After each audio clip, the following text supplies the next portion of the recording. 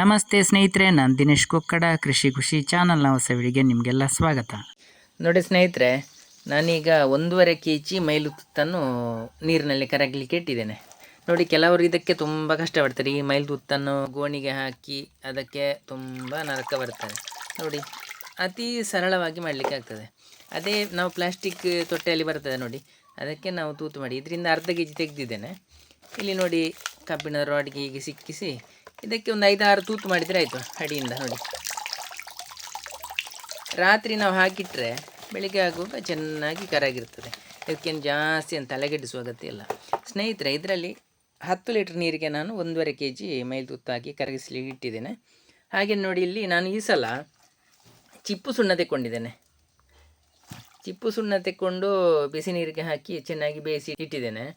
ಇದಕ್ಕೆ ಚಿಪ್ಪು ಸುಣ್ಣವೇ ಆಗಬೇಕಂತ ಏನಿಲ್ಲ, ಹುಡಿ ಸುಣ್ಣ ಅಂತ ಬರ್ತದೆ ಈಗ, ಅದು ಸಹ ಒಳ್ಳೆಯ ಫಲಿತಾಂಶ ಕೊಡ್ತದೆ, ಏನು ವ್ಯತ್ಯಾಸ ಇಲ್ಲ. ಆದರೆ ಈ ಸಲ ನಾನೊಂದು ಬದಲಾವಣೆ ಇರಲಿ ಅಂತ ನಾನು ಚಿಪ್ಪು ಸುಣ್ಣವನ್ನು ಹಾಕಿದ್ದೇನೆ ಸ್ನೇಹಿತರೆ. ಇದು 150 ಲೀಟ್ರಿಗೆ, ಈಗ ನಾನು 1.5 kg ಮೈಲು ತುತ್ತು ಹಾಕಿದ್ದೇನೆ. ಇದು 150 ಲೀಟ್ರಿಗೆ. ಇದರಲ್ಲಿ 1.5 kg ಸುಣ್ಣ ಇದೆ. ಆದರೆ ಈ ಸಲ ನಾನು ಈ ಮಳೆ ಪ್ರಾರಂಭ ಆದ ಕಾರಣ 150 ಲೀಟ್ರ್ ಹಾಕೋದಿಲ್ಲ ಸ್ನೇಹಿತರೆ. ಅಂದರೆ 135 ಲೀಟ್ರಿಗೆ ನಾನು ಇಷ್ಟು ಮೈಲು ತುತ್ತು ಸುಣ್ಣವನ್ನು ಹಾಕ್ತೇನೆ.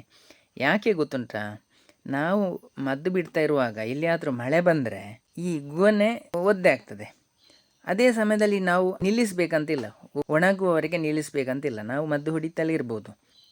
ಹೀಗೆ ಹೊಡೆದಾಗ ಏನಾಗ್ತದೆ, ಗೊನೆಯಲ್ಲಿ ನೀರಿನ ಅಂಶ ಇರ್ತದೆ. ನಾವು ಸ್ವಲ್ಪ ನೀರು ಕಮ್ಮಿ ಹಾಕಿರ್ತೇವೆ, ಹಾಗಾದಾಗ ನೀರಿನ ಪ್ರಮಾಣದಲ್ಲಿ ಯಾವುದೇ ವ್ಯತ್ಯಾಸ ಆಗೋದಿಲ್ಲ. ಅಷ್ಟೇ ಅಲ್ಲದೆ ನಾವು ಇಲ್ಲಿ ಹಾಕಬೇಕಾದ ಮುಖ್ಯ ವಿಷಯ ಏನಂತ ಹೇಳಿದರೆ, ಮೈಲು ತುತ್ತು ಮತ್ತು ಸುಣ್ಣದ ಪ್ರಮಾಣ ಒಂದೇ ರೀತಿ ಇರಬೇಕು. ಇದು 100 ಲೀಟ್ರ್ ನೀರಿಗೆ 1 kg, 100 ಲೀಟ್ರಿಗೆ ನೀರಿಗೆ 1 kg ಸುಣ್ಣ. ನಾವು ನೀರನ್ನು ಕಡಿಮೆ ಮಾಡ್ಬೋದು. ಹೀಗೆ ಕಡಿಮೆ ಮಾಡಿದರೆ ಏನಾಗ್ತದೆ ಅಂತ ಹೇಳಿದರೆ, ಮೈಲು ತುತ್ತ ಸುಣ್ಣದ ನಾವು ದ್ರಾವಣವನ್ನು ಸ್ಟ್ರಾಂಗ್ ಅಂತ ಹೇಳ್ತೇವೆ ನೋಡಿ. ಈ ಮದ್ದನ್ನು ಸ್ಟ್ರಾಂಗ್ ಮಾಡೋದು ಹೇಗೆ ಅಂತ ಹೇಳಿದರೆ, ಮೈಲು ತುತ್ತವನ್ನು ಜಾಸ್ತಿ ಹಾಕಿಯೋ ಸುಣ್ಣವನ್ನು ಜಾಸ್ತಿ ಹಾಕಿಯೋ ಅಲ್ಲ. ನಾವು ಮದ್ದನ್ನು ಸ್ಟ್ರಾಂಗ್ ಮಾಡೋದು ನೀರು ಕಮ್ಮಿ ಹಾಕಿ. ನೀರು ಕಮ್ಮಿ ಹಾಕಿದಷ್ಟು ಮದ್ದು ಸ್ಟ್ರಾಂಗ್ ಆಗ್ತಾ ಹೋಗ್ತದೆ. ಅದೇ ಕೊನೆಗೆ ಕಮ್ಮಿ ಹಾಕಿ, ಈಗ ನೋಡಿ, ಇದು 1.5 kg ಮೈಲು ತುತ್ತಕ್ಕೆ ನಾನು ಎಲ್ಲಿಯಾದರೂ 10 ಲೀಟ್ರ್ ನೀರು ಹಾಕಿದರೆ ಇದು ಪೇಸ್ಟಿನಂತ ಆಗ್ತದೆ. ಅದನ್ನು ಕೆಲವು, ಈಗ ನಾವು ಗೆಲ್ಲು ಕಡಿದರೆ ಅಲ್ಲಿಗೆ ಹಚ್ಚಬಹುದು. ಕೆಲವು ಕಾಂಡಗಳಿಗೆ ಏನಾದರೂ, ಈಗ ಕೆಲವು ಅಡಿಕೆ ಗಿಡದ ಬುಡದಲ್ಲಿ ಏನಾದರೂ ಗಾಯಗಳಾಗಿದ್ದರೆ, ಅಥವಾ ಯಾವುದೇ ಹಣ್ಣಿನ ಗಿಡದ ಬುಡದಲ್ಲಿ ಗಾಯಗಳಾಗಿದ್ದರೆ, ಇಲ್ಲದ್ರೆ ನಾವು ಗೆಲ್ಲನ್ನು ಕಡಿದಾಗ ಆ ಜಾಗಕ್ಕೆ ಹಚ್ಬೋದು ಪೇಸ್ಟ್ ಮಾಡಿ. ನಾವು ಅದಕ್ಕೆ ಸುಣ್ಣವನ್ನು ಮೈಲು ತುತ್ತವನ್ನು ಒಂದೇ ಪ್ರಮಾಣದಲ್ಲಿ ಹಾಕಬೇಕಾದ್ದು, ಒಂದು ಅಷ್ಟೇ. ನಾವು ನೀರನ್ನು ಕಮ್ಮಿ ಆಗ್ತಾ ಬರ್ಬೋದು. ಇಲ್ಲಿ ಮುಖ್ಯವಾಗಿ 7 pH ಅಂತ ಬರಬೇಕು. ಬರುವಂಥದ್ದು ಹೇಗೆ ಅಂತ ಹೇಳಿದರೆ, ಈ ಶುದ್ಧ ಮೈಲು ತುತ್ತು ಹೆಚ್ಚು ಕಡಿಮೆ 2 pH ಇರ್ತದೆ. ಇದಕ್ಕೆ ನಾವು ಸುಣ್ಣವನ್ನು ಸೇರಿಸ್ತಾ ಬರುವಾಗ ಅದು pH ಈಗ 7 ಅಂತ ಹೇಳಿದರೆ, ನಿಮಗೆ ಸಂಖ್ಯೆಯಲ್ಲಿ ಹೆಚ್ಚು ಅಂತ ಹೇಳಿದ್ರು ಇದರ ಪವರನ್ನು ಕಮ್ಮಿ ಮಾಡುವಂಥದ್ದು ಸುಣ್ಣ ಹಾಕಿದಾಗ. ಅದು ದುರ್ಬಲ ಆದ ಹಾಗೆಯೇ pHನ ಸಂಖ್ಯೆ ಏರ್ತಾ ಹೋಗೋದು. 2 pH ಅಂತ ಹೇಳಿದರೆ ತುಂಬ ಸ್ಟ್ರಾಂಗ್ ಅಂತ ಲೆಕ್ಕ. ಇದು ಶುದ್ಧ ಮೈಲು ತುತ್ತಿನ ನೀರು 2 pH ಅಲ್ಲಿ ಇರ್ತದೆ, ಹೆಚ್ಚು ಕಡಿಮೆ 2 ಇರಬೇಕಂತ ಏನಿಲ್ಲ.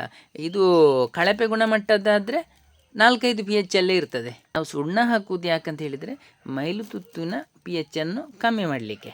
ಅಷ್ಟೇ ಅಲ್ಲದೆ ಚೆನ್ನಾಗಿ ಅಂಟಿಕೊಳ್ಳುವ ಗುಣ ಈ ಸುಣ್ಣಕ್ಕೆ ಇದೆ. ನಾವು ಮೈಲು ತುತ್ತಕ್ಕೆ ಸುಣ್ಣವನ್ನು ಮಿಕ್ಸ್ ಮಾಡಿದಾಗ ಅದೊಂದು ಲೇಪನವಾಗಿ ಅಂಟಿಕೊಂಡು ತುಂಬ ಸಮಯದವರೆಗೆ ನಿಲ್ತದೆ. ಇದೇ ನಮಗೆ ಬೇಕಾದ್ದು. ನಮ್ಮ ಶಿಲೀಂಧ್ರಗಳು ದಾಳಿ ಮಾಡಿದಾಗ ಅಡಿಕೆಯನ್ನು ರಕ್ಷಣೆ ಮಾಡುವುದೇ ಇದು. ಸುಣ್ಣ ಮತ್ತು ಮೈಲು ತುತ್ತ ದ್ರಾವಣ ಅದಕ್ಕೆ ಒಂದು ಕೋಟಿಂಗ್ ಆಗಿ ಲೇಪನವಾಗಿರ್ತದೆ. ಈ ಮೈಲು ತುತ್ತ ಅಂತ ಹೇಳಿದರೆ ತಾಮ್ರದ ಸಲ್ಫೇಟು, ಇದು ತಾಮ್ರದಿಂದ ಮಾಡೋದು. ನೀವೀಗ ಈ ಮೈಲು ತುತ್ತ ನೀರಿಗೆ ಯಾವುದಾದ್ರೂ ಒಂದು ಕಬ್ಬಿಣದ ವಸ್ತುವನ್ನು ಹಾಕಿದರೆ ಅದರಲ್ಲಿ ತಾಮ್ರ ಬರ್ತದೆ. ಈ ಎಲ್ಲಿವರೆಗೆ ನಾವು ಸುಣ್ಣ ಹಾಕಬೇಕಂತ ಹೇಳಿದರೆ, ಈ ತಾಮ್ರ ಬರದ ಹಾಗೆ ನೋಡಿಕೊಳ್ಬೇಕು. ನಾವು ಯಾವುದೇ ಹಂತದಲ್ಲೂ ಅದಕ್ಕೆ ಮುಳುಗಿಸಿದಾಗ ತಾಮ್ರ ಬರಬಾರ್ದು. ಆ ಎಲ್ಲಿ ತಾಮ್ರ ಬರುವುದಿಲ್ಲ ಆ ಹಂತದಲ್ಲಿ ನಾವು ಸುಣ್ಣವನ್ನು ಹಾಕುವುದನ್ನು ನಿಲ್ಲಿಸಬೇಕು. ಇಲ್ಲಿರುವುದು ನಿಜವಾದ ಬೋರ್ಡು ದ್ರಾವಣ ಅಂತ ಹೇಳಿದರೆ. ತಾಮ್ರ ಬರದ ನಂತರನೂ ತುಂಬ ಸುಣ್ಣ ಆಗ್ತಾ ಬಂದರೆ ಇದರ ಕ್ವಾಲಿಟಿ ಹೋಯಿತು, ಅದು ಮದ್ದಲ್ಲ.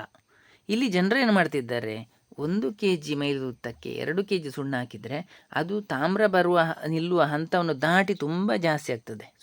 ಆಗ ಅದು pH 10, 15, 20ರವರೆಗೆ ಹೋಗಿರ್ತದೆ. ಹಾಗಾಗಿ ನಾವು ಅಂದಾಜಲ್ಲಿ ಸಂಪೂರ್ಣ 90% ಮದ್ದು ಸರಿಯಾಗಿ ಮಾಡಬೇಕಾದ್ರೆ 1 kg ಮೈಲು ತುತ್ತಕ್ಕೆ 1 kg ಸುಣ್ಣ ಹಾಕಿ ನೀರನ್ನು ಸ್ವಲ್ಪ ಕಮ್ಮಿ ಮಾಡಿಕೊಳ್ಬಹುದು.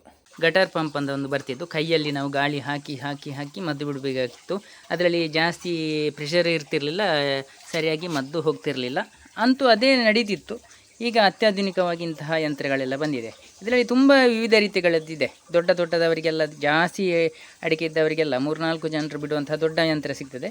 ಇದರಲ್ಲೂ ಕೂಡ 2 ಜನರಿಗೆ ಏಕಕಾಲದಲ್ಲಿ ಬಿಡಲಿಕ್ಕೆ ಆಗ್ತದೆ.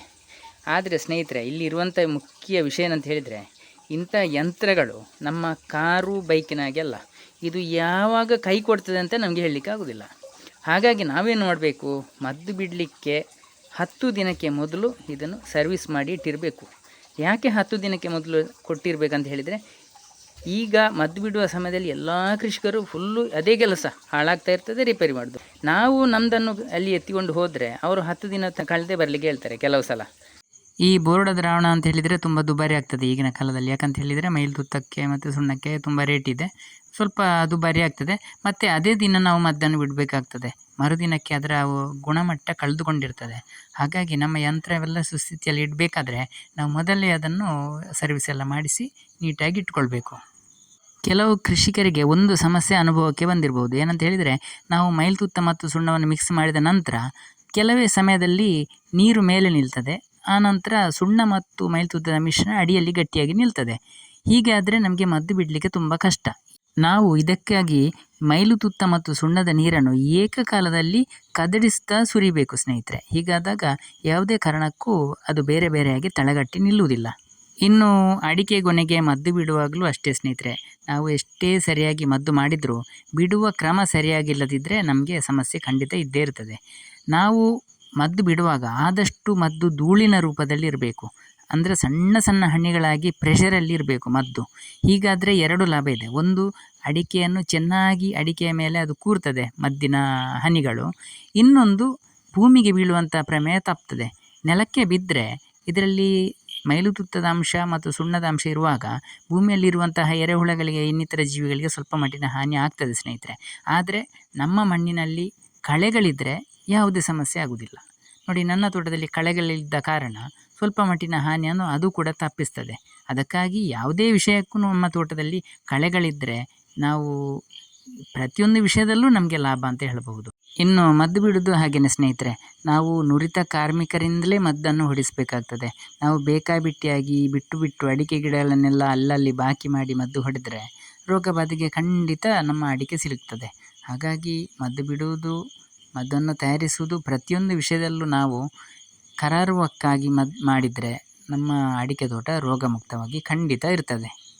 ಈ ಕೊಳೆ ರೋಗ ಬಂದರೆ ಕೇವಲ ನಾವು ಫಸಲನ್ನು ಮಾತ್ರ ಕಳ್ಕೊಳ್ಳೋದಲ್ಲ, ಅಡಿಕೆ ಗಿಡವೂ ಸಾಯ್ತದೆ. ಹಾಗಾಗಿ ಮದ್ದು ಬಿಡುವುದರಲ್ಲಿ, ಓಡೋ ಸ್ಪ್ರೇ ಮಾಡೋದರಲ್ಲಿ ಯಾವುದೇ ಕಾರಣಕ್ಕೂ ನಾವು ಉದಾಸೀನ ಮಾಡೋ ಹಾಗಿಲ್ಲ. ಸ್ನೇಹಿತರೆ, ಈ ವಿಡಿಯೋ ನಿಮಗೆಲ್ಲ ಖುಷಿಯಾಗಿದ್ದರೆ, ಸಬ್ಸ್ಕ್ರೈಬ್ ಮಾಡದೆ ನೋಡ್ತಿದ್ದರೆ ದಯವಿಟ್ಟು ಸಬ್ಸ್ಕ್ರೈಬ್ ಮಾಡಿ, ಹಾಗೆಯೇ ಬೇರೆಯವರಿಗೂ ಶೇರ್ ಮಾಡಿ. ಮುಂದಿನ ವಿಡಿಯೋದೊಂದಿಗೆ ಮತ್ತೆ ಸಿಗೋಣ. ಧನ್ಯವಾದಗಳು.